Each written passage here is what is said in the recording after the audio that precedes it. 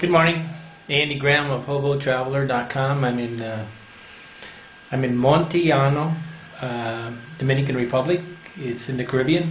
It's about it's close to Sosua. You fly into the Puerto Plata airport or the Santiago airport. It's in the north coast. I just moved from Sosua, which is a tourist type village, to a more local village just for enjoyment. Just more cultural. I get to meet the locals a little more. Trying to do my daily experiment in travel blogging. This is a new feature. I just had a long conversation with Andrew, my partner and chief coder. He's been working for me about 8 years. We're talking about the webcam. He's in India. Small world. So, I don't know. It's Friday night in India. It's about, I don't know, maybe 4 o'clock in the morning here. I wake up very early. Okay, trying to make this interesting, and so I was thinking maybe I'd throw in a little travel tip every day, if I could. So I have this tripod that I can somewhat move around in my room. Right now I'm in a very strange room in the sense that the Dominican Republic has horrible electricity. Now I left Sosua, which is in the central tourist bubble, which is not reality. They had electricity 24 hours a day, most of the time. Even then, I was there a couple of years ago and they didn't. So they got these things like they call planta, inversions or whatever. I think they have inverters. But this country has probably the worst electricity I've ever seen on the planet.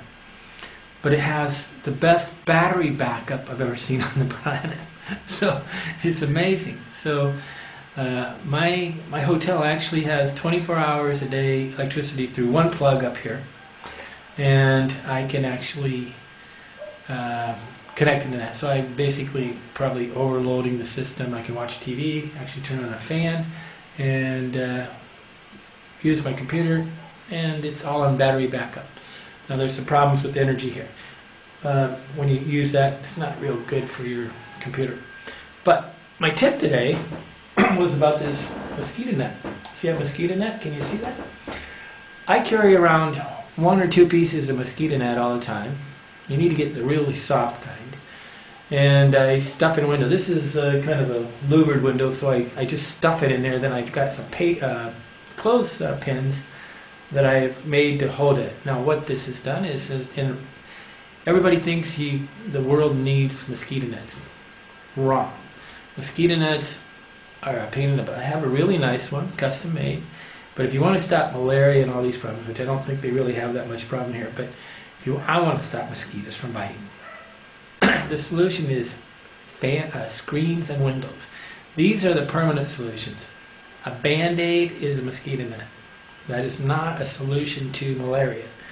It sounds like it is, but most people live in a room and they could have screens in the net. What they really need to do is to have comfort when they're doing it. Living under a mosquito net is not comfortable.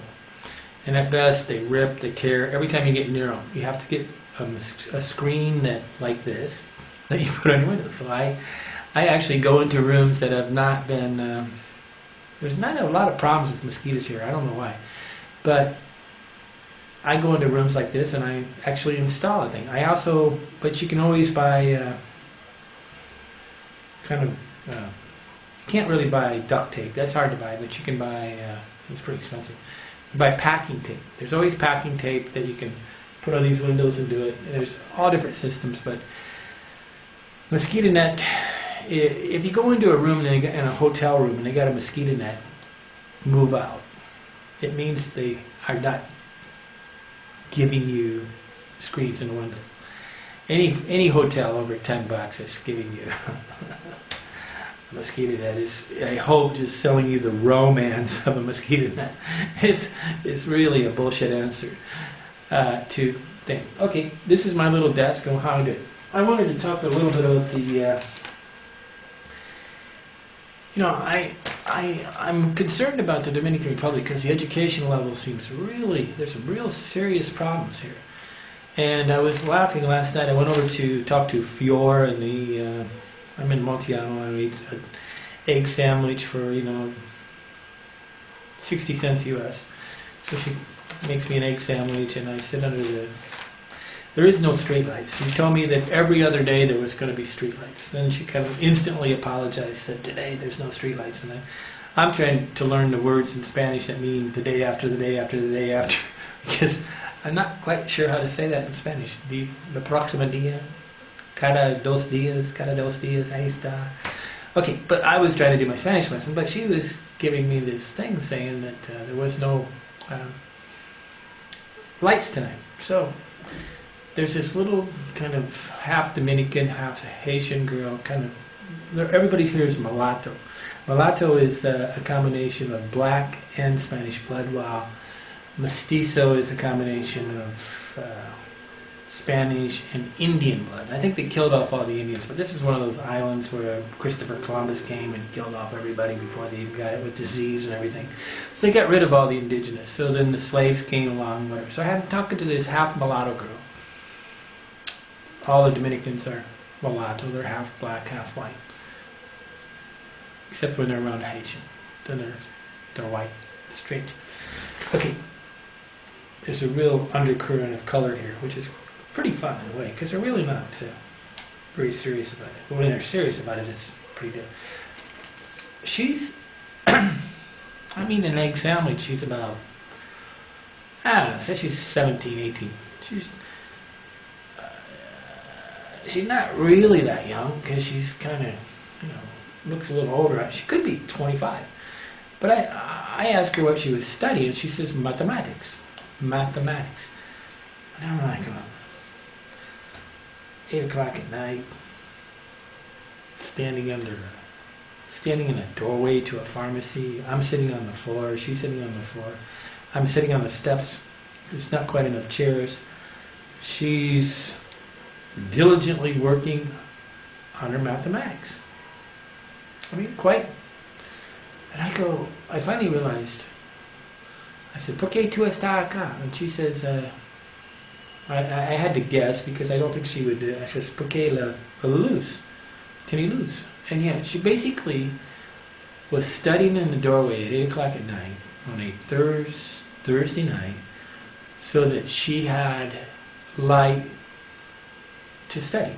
Now, obviously, we got these Lincoln things and we got this under the candle and all this kind of stuff. But what happens is, and this is the hard thing about electricity, when it's a lottery, when it's daily, it's like one time you have it, one time you don't, one time you don't. It becomes really disruptive because you never can quite feel what you're going to do. So, in a way, no lights is better, or lights all the time is better.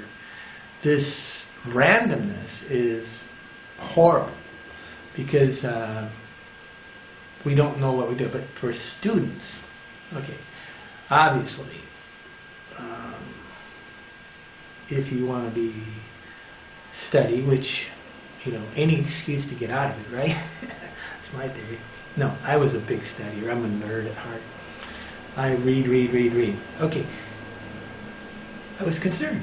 How does the person, what you got to be able to do is kind of box up your children, stick them in a corner, and say you do your studies, right? And if that randomness comes, you basically kill off the ability to read. The reading skills here are quite bad. And there's a direct correlation probably between the electricity and that. I believe in management is that the job of management isn't to go tell somebody to study. The job management is to remove the obstacle. Okay, so I was laughing because I was going, the obstacle here is horrendous. They must have electricity 3 hours a day here. In that 3 hours, it charges up probably a bank of batteries here, probably 20 batteries, like car batteries, and it does my building. So in that 3 hours, when it's connected to the grid, it charges up my batteries, which gives me 24-hour day. These guys don't have it. I'm the 1 in 100 that has it because my hotel owner is pretty smart. But can you see the problem here is that if you can't study, it's pretty hard to read. Now, I don't really want people to become educated. I want them to be able to read, though, because they can read the signs, they can buy better, and they can anticipate. I don't really want, contrary to what you think, I don't believe I don't believe education is the answer to all questions. Basically, subsistence farming is 100% employment. Over-education means you have a bunch of unhappy people. And over-education means that you can't get anybody to go farm the sugarcane here, right? So, they're really kind of thinking that education's the answer. It is if you had a micro-entrepreneur and you really gave them something to do, but there's really... Farming's the big thing on the planet. Subsistence farming is 100% employment. Over-education just has a bunch of miserable people. But reading enough to buy products and to feel adequate around your other people is needed, and the basic ability to read the prices, to buy your medicine, to do a little stuff is needed. So there is a level where reading skills are good, and after that I'm not sure. Okay, trying to give you this thing. We're going to do these live webcams, guys. Live webcams. Pretty soon I'm going to have this wireless webcam. I'm going to be able to take this computer connected to a USB chip. There's a chip here that gives me access to the internet. I'm going to be able to take this computer to a shaded spot. Then I'm going to take a wireless webcam and walk to the beach or walk to anywhere. What that means is I'm going to be able to give you 1 hour to 2 hours of battery life on the computer. I'm going to be able to give you 2 to 3 hours, 2 hours, according to how many often I do. I got 2 batteries, so I could do it for about 4 hours. I could give you 1 hour of thing. It's going to cost me about $3 an hour plus all the cost of this equipment, all the organization's thing. But it's going to be a real tour of this country. I'm hoping to do this in every country I go to, and every day of the week. I just want to go, hey, here's an hour. We'll go to the beach, and I'm going to turn on the camera. I'm going to do it. Now, try to make this so I don't get killed, because when you turn on the camera on people, they all say, and the expats here in Suez, you can't do it at all at expats in Suez because there are these sex tourists there that don't want anybody to know they're there. Okay, but here I can, because these are just normal people, and they just want to have fun, and they're just normal people. They're not ashamed of anything. Okay, any suggestions on this? Any help is wanted. Really, because I want to share with you my life, but I don't know really what you're interested in. I'm going to do these little travel tips because my expertise is in travel tips. I really can give you tips on how to do this kind of stuff, so that you take a $5 room and turn it into a $100 room. This is the secret to travel. You take a $5 room, turn it into a $100 room. Okay, but there's 2 ways you can send me questions. You can just make comments at the bottom of the page you're on maybe right now. Hopefully that'll get to me. If you really want to be formal, you can make a video and send it to me. And just click on contact, private message. I'll get you the email and we'll get it figured out eventually. Eventually we'll make all this stuff easy to do, but time goes on. It's a process. This is not Kansas, guys. I'm not in Kansas. I'm in a world where we only have 4 hours electricity a day. It's worse in Africa. It's really quite funny because everybody thinks Africa's bad. Ghana was modern compared to this. They had this stable infrastructure. When you have random, really problems with the government, the police, and the infrastructure, these things really... See, I don't have that in Ghana. I had just electricity everything was relatively stable. I didn't have these random things thrown up in my face every day. Nothing worse than a monkey, a hammer thrown into the mix every day. Okay, Andy, Hobo Traveler, thank you. Have a good day.